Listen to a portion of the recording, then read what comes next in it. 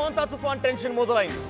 ఇక వాయుగుండం తుఫాన్గా బలపడింది. తీవ్ర వాయుగుండంగా మారిపోయి ప్రస్తుతానికి ఏపీలోని కాకినాడ దగ్గర నుంచి తీరం దాటడానికి ప్రయత్నం చేస్తాం. ప్రస్తుతానికి చెన్నైకి 600 కిలోమీటర్ దూరంలో ఈ తుఫాన్ కేంద్రీకృతమైంది.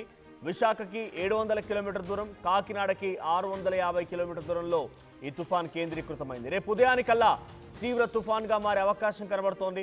రాత్రికి ఈరోజు కాకినాడ దగ్గర నుంచి తీరం దాటొచ్చని అంచనా వేస్తున్నారు వాతావరణ శాఖ అధికారులు. ఇవాళ కాకినాడ, కోనసీమ, పశ్చిమ గోదావరి, కృష్ణా, బాపట్ల, ప్రకాశం, నెల్లూరు జిల్లాలో అతి భారీ వర్షాలు కురిసే అవకాశం ఉంది. ఇక కాకినాడలో తుఫాన్ తీరం దాటే అవకాశం కనబడుతోంది. కాకినాడకి ఇప్పటికే ఎన్డీఆర్ఎఫ్, ఎస్డీఆర్ఎఫ్ టీమ్స్ చేరుకున్నాయి. తుఫాన్ తీరం దాటే టైంలో గంటకి 90 నుంచి 110 కిలోమీటర్ల వేగంతో ఈదురుగాలు వీచే అవకాశం కనబడుతోంది. ఇక తుఫాన్ ప్రభావంతో ఏపీలో 3 రోజుల పాటుగా భారీ వర్షాలు కురిసే అవకాశం కనబడుతోంది. 7 జిల్లాలకి రెడ్ అలర్ట్ జారీ చేశారు, 16 జిల్లాలకి ఆరెంజ్ అలర్ట్ జారీ చేశారు.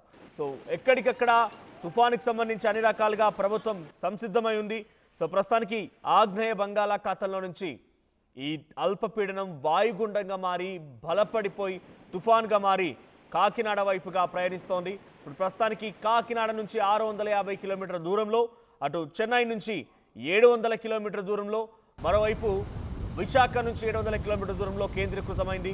రేపు ఉదయానికల్లా తీవ్ర తుఫాన్గా మారిపోయి తీరం దాటే అవకాశం ఉంది.